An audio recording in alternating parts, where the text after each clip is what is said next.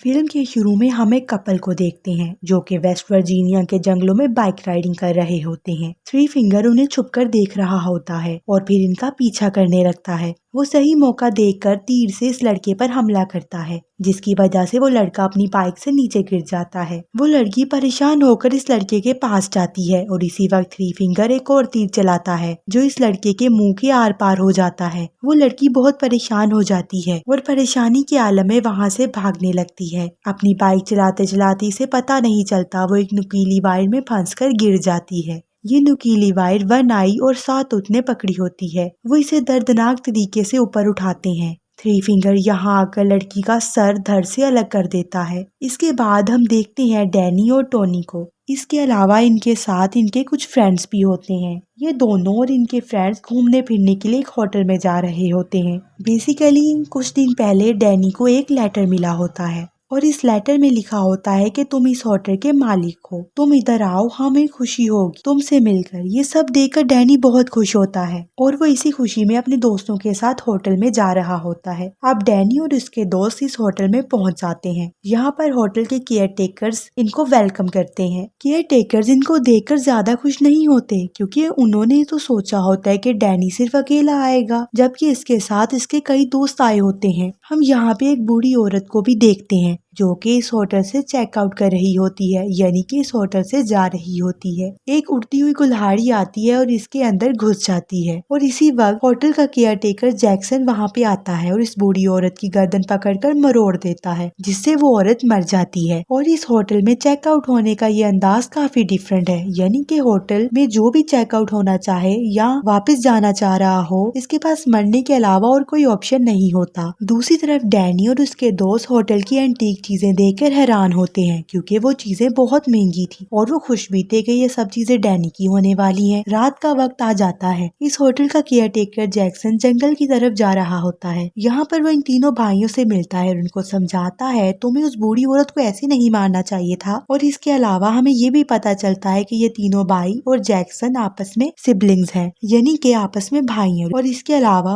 वो दूसरी care taker जो थी वो इनकी बहन होती है। अगली सुबह डैनी की एक और क्लोज फ्रेंड होटल में जा रही होती है कि इसकी नजर जैक्सन पर पड़ती है जो कि एक जगह से खून साफ कर रहा था। अब ये वही जगह थी जहाँ पर उस बूढ़ी औरत को मारा गया था, लेकिन वो जल्दी से बगैर कुछ समझे वहाँ से चली जाती है। उन दोस्तों में से कुछ दोस्त शॉपिंग के सिलसिले में मार्केट आए होते हैं और वहाँ पर उनकी नजर एक बोर्ड पर पड़ती है। यहाँ पे उस जगह के बहुत से मिसिंग लोगों के पोस्टर्स लगे होते हैं, यानी कि वो सब तस्वीरें लगी होती हैं जो लोग उस जगह से मिस हुए होते हैं। और इस दौरान शेरिफ भी यहाँ आ जाते हैं और एक और तस्वीर लगाते हैं। ये तस्वीर उसी बुरी औरत की है जो रात को मिस हुई थी। होटल के अंदर जैक्सन डैनी को डिफरेंट हथियार दिखा रहा होता है। डैनी इन हथियारों को बहुत ज्यादा पसंद करता है और वहाँ से एक क्रॉसबो उठा लेता है। जैक्सन डैनी को कहता है चलो हम शिकार करने चलते हैं और वो आखिरकार शिकार करने के लिए जंगल में चले जाते हैं। वहाँ उन्हें एक हिरन नजर आती है और जैक्सन डैनी को शिकार करना सिखाता है। वो असल में इसको इंसानों को मारने की टेक्निक सिखा रहा होता है क्योंकि इसके जहन में बहुत से प्लान्स थे। जैसे जैसे वो इसे सिखा रहा था कि कैसे हिरन को मारना है, वैसे ही दूसरे सीन में थ्री फिंगर भी शेरिफ का शिकार कर रहा था। डैनी इस तरफ हिरन को मार देता है, दूसरी तरफ थ्री फिंगर शेरिफ को बुरे तरीके से मार देता है। दूसरी तरफ हम डैनी के दोस्तों को देखते हैं जो कि डैनी इनको शिकार पर बताकर नहीं गया होता, तो इसलिए वो बहुत ज्यादा परेशान होते हैं। खास तौर पर डैनी की क्लोज फ्रेंड टोनी बहुत ज्यादा परेशान होती है और वो अपने एक दोस्त को इसे ढूंढने के लिए जंगल की तरफ भेजती है। जब वो दोस्त जंगल में जाता है तो वहाँ पर मरे हुए हिरन को देखता है और सातुत बुरे तरीके से इस हिरन को खा रहा होता है। ये दोस्त जब सातुत को देखता है तो बहुत ज्यादा डर जाता है और डर के मारे भागने लगता है। भागते भागते इसकी टक्कर डैनी से हो जाती है क्योंकि ये बहुत तेज भाग रहा था। वो दोनों खुद को संभाल नहीं पाते और दोनों नीचे ढलान में जा गिरते हैं। गिरते साथ ही डैनी एक नुकीली तार में फंस जाता है जिसकी वजह से वो काफी जख्मी हो जाता है। इसके साथ का दोस्त मदद के लिए बुलाता है और जैक्सन भी वहाँ पर आ जाता है। जैक्सन डैनी की हेल्प करता है और इसे वहाँ से निकाल कर वापस रिसोर्ट ले आता है, यानी कि वो वापस होटल में आ जाते हैं। इस होटल की सेकंड केयर टेकर जो कि लड़की थी डैनी का खून साफ करती है और उसका ख्याल रखती है। वो इस पे मेडिसिन लगाती है और इसी दौरान डैनी की क्लोज फ्रेंड टोनी भी वहाँ पर आ जाती है और केयर टेकर सैली वहाँ से चली जाती है। अगली सुबह डैनी वॉशरूम में होता है और वो अपनी सारी मेडिसिन फ्लश कर देता है। बेसिकली डैनी हाइपरटेंशन का मरीज था, यानी कि इसे बिला वजह टेंशन हुआ करती थी और वो इसी मकसद के लिए दवाइयाँ लिया करता था। पिछले दिन जैसे ही उसने हिरन का शिकार किया था और आज ही उसने अपनी सारी दवाइयाँ फेंक दी, यानी कि इसको किसी किसी की जान लेने में बहुत ज्यादा मजा आया था। ये एक्सपीरियंस इसने आज से पहले कभी फेस नहीं किया था और अब शायद इसे दवाइयों की जरूरत नहीं थी। खाने के वक्त वो अपने दोस्तों को बताता है कि मुझे ये होटल बहुत ज्यादा पसंद आया है और अब मैं यहीं रुकूंगा और इस होटल से कहीं नहीं जाऊंगा, इसकी केयर टेक करूंगा। लेकिन बाकी सब दोस्त यहाँ नहीं रहना चाहते और वो वापस जाना चाहते हैं। डैनी के दोस्तों में दो दोस्त ऐसे थे जो बहुत ज्यादा लालची थे। उन्हें पता था इस होटल में बहुत सी एंटीक चीजें हैं, यानी कि बहुत सी महंगी चीजें हैं, तो वो इन चीजों को चुराने लग जाते हैं। इसी तरह और चीजों की तलाश में वो इधर उधर फिरते रहते हैं और वो आखिरकार एक सीक्रेट जगह पर जाते हैं। मुख्तलिफ कीमती चीजों की तलाश में ये बेसमेंट में चले जाते हैं जहाँ एक बहुत बड़ा एंशियर स्पा बना होता है। ये दोनों अभी इधर ही होते हैं कि इस होटल की दूसरी केयर टेकर जो कि लड़की है यानी कि सैली इन दोनों को वहाँ पर देख लेती है और इसी के कुछ देर बाद वहाँ पर वो तीनों भाई भी आ जाते हैं और इस लड़के के सर पर मारकर इसे नीचे गिरा देते हैं और ये तीनों भाई इस रूम में मौजूद लड़की के पाँव और हाथ उखाड़ देते हैं, जिसकी वजह से वो लड़की मर जाती है। लेकिन इसी वक्त सैली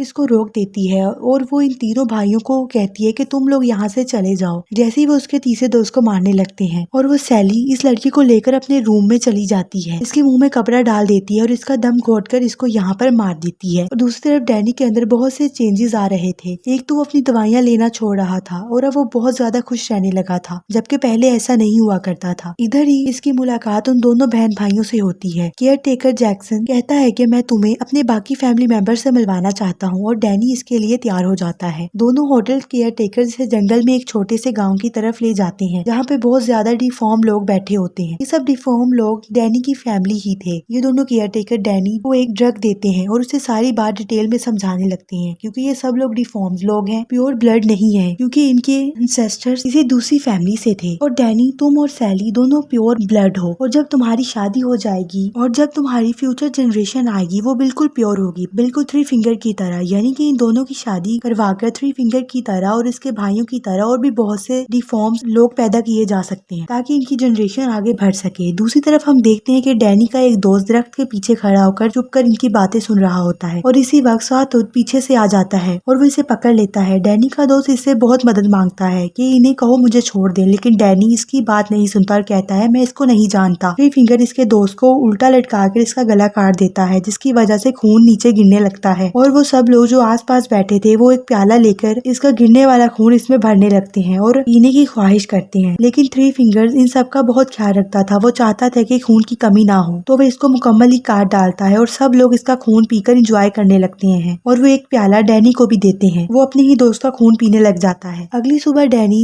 अपने होटल की तरफ वापस आ रहा होता है तो उसकी वही क्लोज फ्रेंड टोनी इसको देखकर परेशान हो जाती है और वो इससे कहती है चलो अब हम इस होटल से चलते हैं अपने घर शहर की तरफ। लेकिन डैनी इस जगह से नहीं वापस जाना चाहता। अब वो इससे कहता है कि तुम लोग यहाँ से चले जाओ, मैं यहीं पर रुकूंगा। और उस वक्त भी डैनी ड्रग्स के नशे में होता है जो रात को सैली ने इसको दिए थे। ये सब लोग यहाँ से जाने से पहले किचन में जाते हैं और वहाँ पर देखते हैं कि एक इंसान इंसानी मांस को काट रहा होता है और इसको फ्राई कर रहा होता है और इसे खा रहा होता है। ये देखकर वो लोग बहुत ज्यादा डर जाते हैं। लेकिन वहाँ से निकलने से पहले इनकी नजर फ्रीजर पर पड़ती है जहाँ पर इनके एक दोस्त का कटा हुआ सर रखा होता है, जिसे देखकर ये सब लोग जल्दी से भागने लगते हैं। ये भी भाग ही रहे होते हैं कि वो तीनों भाई इनका पीछे पड़ जाते हैं। इन तीनों भाइयों से बचकर कुछ दोस्त तो वहाँ से भाग जाती हैं, लेकिन एक दोस्त वहाँ पर फंस जाता है। वो इसके मुंह पर एक पाइप सा लगा देते हैं और इसके अंदर पानी भरने लगते हैं। इतना पानी भर देते हैं कि इसका पेट फट जाता है। अब हम दूसरे दोस्तों को देखते हैं जो कि पहले थ्री फिंगर उसके भाइयों से बचकर भाग रहे होते हैं, लेकिन भागते हुए वो एक बियर ट्रैप में इसका पाँव फंस जाता है। वो अब नहीं भाग सकता क्योंकि अब उसका पाँव फंस चुका था और वो तीनों भाई इसको भी पकड़ लेते हैं और इसके सर पर मारकर इसे भी हमेशा के लिए खत्म कर देते हैं। डैनी की क्लोज फ्रेंड टोनी जो कि डैनी को ढूंढ रही होती है, वो वहाँ एक गन उठाकर डैनी को ढूंढने लगती है और वो उसी बेसमेंट के स्पा में पहुंच जाती है जहाँ पर उसे सैली नजर आती है और यहाँ पर इन दोनों की आपस में काफी लड़ाई होती है। आखिरकार टोनी इस केयर टेकर का मुंह पानी में डाल देती है और अपनी गन उठाकर इस पर शूट कर देती है और उसी वक्त डैनी भी वहाँ पर आ जाता है। वो अपनी फ्रेंड से पहले गन छीन लेता है और गोली लगी हुई केयर टेकर यानी कि सैली को जाकर चेक करता है कि वो जिंदा है या मर चुकी है। और डैनी अपनी क्लोज फ्रेंड टोनी को कहता है कि तुम यहाँ से भाग जाओ। टोनी वहाँ से भाग रही होती है तो उस होटल का दूसरा केयर टेकर जो कि जैक्सन है उसका पीछा करने लगता है और इन दोनों में आपस में काफी लड़ाई होने लगती है और आखिरकार टोनी एक चाबी की मदद से इसकी आंख फोड़ देती है और इतना जालिम तरीके से मारती है कि जैक्सन भी वहाँ पर मर जाता है। इससे पहले कि टोनी वहाँ से भागती या अपनी जान बचा पाती, डैनी भी वहाँ पर आ जाता है और अपनी क्लोज फ्रेंड टोनी पर गन तान देता है, जिसका मतलब ये था कि डैनी नहीं चाहता था कि टोनी जिंदा बच सके क्योंकि वो इसकी और इसकी फैमिली के बारे में सब कुछ जान चुकी होती है। डैनी अब रिस्क नहीं उठा सकता था